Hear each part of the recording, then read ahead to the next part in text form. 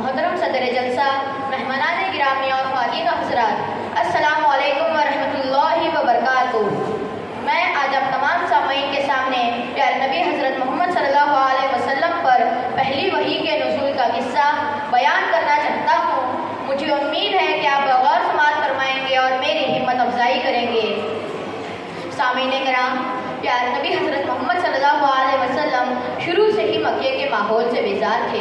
وہاں کے نوجوانوں میں جو خرابیاں اور برائیاں تھیں، آپ کبھی ان کے قریب نہ گئے۔ اللہ نے آپ کا دامن شروع سے ہی ہر طرح کی برائی سے پاک رکھا تھا۔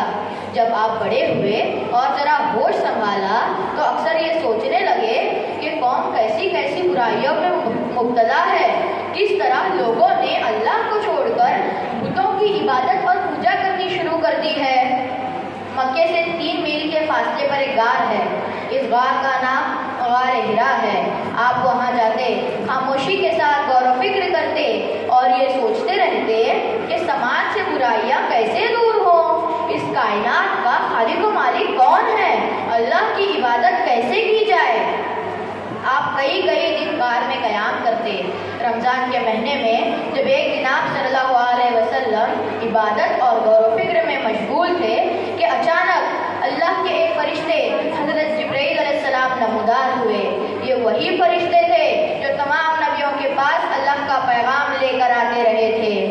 جبرائیل علیہ السلام نے آپ سے کہا کہ پڑھو، یعنی پڑھو۔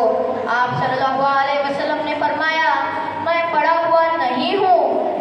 یہ سن کر جبرائیل علیہ السلام نے آپ کو پکڑ کر سختی سے بھیجا کہ آپ تھک گئے اور پھر کہا پڑھو۔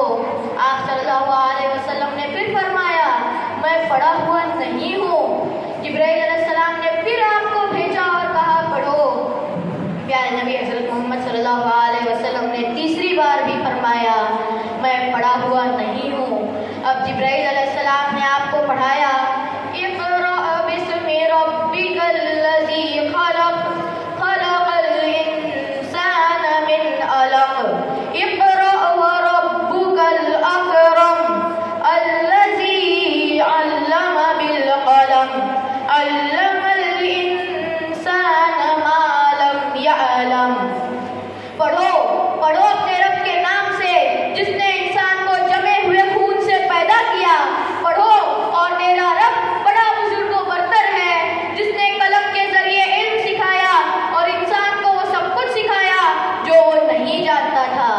سورہ علق کی یہی وہ 5 آیات ہیں جو سب سے پہلے ہمارے پیارے نبی حضرت محمد صلی اللہ علیہ وسلم پر نازل ہوئی۔ سامعین کرام، اس وحی کے نازل ہونے پر پیارے نبی حضرت محمد صلی اللہ علیہ وسلم بہت پریشان ہوئے۔ آپ اپنے گھر آئے، آپ کانپ رہے تھے۔ یہ کام کوئی معمولی کام تو نہ تھا۔ پوری دنیا کو اللہ کے راستے کی طرف دعوت دینے کی عظیم ذمہ داری کے احساس نے آپ کو پریشان کر دیا تھا۔ آپ نے بی بی خدیجہ رضی اللہ تعالی عنہا سے کہا، مجھے چادر اوڑھاؤ، مجھے چادر اوڑھاؤ۔ جب تھوڑا سا سکون ہوا تو آپ صلی اللہ علیہ وسلم نے بی بی خدیجہ رضی اللہ تعالی عنہا سے پورا واقعہ بیان کیا اور یہ بھی کہا کہ مجھے اپنی جان کا خطرہ ہے۔ بی بی خدیجہ رضی اللہ تعالی عنہا نے آپ کو تسلی دی اور فرمایا، اللہ آپ کو ضائع نہیں کرے گا۔ آپ رشتہ داروں کا حق ادا کرتے ہیں، لوگوں کا بوجھ اٹھاتے ہیں، فقیروں اور مسکینوں کی مدد کرتے ہیں، مہمان نوازی کرتے ہیں، انصاف کی خاطر لوگوں کی مصیبتوں میں کام آتے ہیں۔ بی بی خدیجہ رضی اللہ تعالی عنہا 15 سال سے آپ کی رفیق حیات تھی۔ وہ آپ کے اخلاق عالیہ سے سب سے زیادہ واقف تھیں۔ ان کی تسلی کے یہ الفاظ پیارے نبی حضرت محمد صلی اللہ علیہ وسلم کی سچائی کے سب سے بڑے گواہ ہیں۔ پھر بی بی خدیجہ رضی اللہ تعالی عنہا آپ کو لے کر اپنے چچازاد بھائی ورقہ بن نوفل کے پاس گئیں۔ یہ مذہباً عیسائی تھے، تورات اور انجیل سے واقف تھے۔ انہوں نے پوری بات سننے کے بعد کہا، یہ تو وہی ناموس ہے جو جناب موسیٰ علیہ السلام پر نازل کیا گیا تھا۔ اے کاش کہ میں اس وقت تک زندہ رہتا جب تمہاری قوم تمہیں نکال دے گی۔ آپ صلی اللہ علیہ وسلم کو بہت تعجب ہوا۔ آپ نے پوچھا، کیا میری قوم مجھے نکال دے گی؟ ورقہ نے کہا، ہاں، اور یہ بھی کہا کہ تم سے پہلے جو بھی اس پیغام کو لے کر آئے اس کی قوم نے اسے دشمنی